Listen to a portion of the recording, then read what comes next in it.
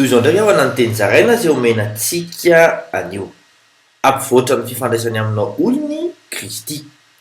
Mitsodrano anao KRISTY. Araka ny voasoratra ao amin'ny filazantsarany Luka 4:4-15 amin'ny anaran'i Jesosy hoe ary Jesosy nitondra azy hatrany Betania dia nanandratra ny tanany ka nitsodrano azy.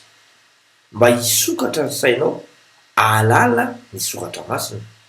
Araka ny voasoratra amin'ny filazantsarany Luka 4:4-15 amin'ny anaran'i Jesosy hoe dia nanokatra ny sain'ireo izy ahalala ny soratra masina sady tsy ho taitra raha tahaka ny ahita azy mivantana. Araka ny voasoratra amin'ny filazantsarany Luka 4:20-30 amin'ny anaran'i Jesosy hoe nefa hoy Jesosy taminy, nahoana no taitra ianareo ary nahoana no mihanahana ny fonareo?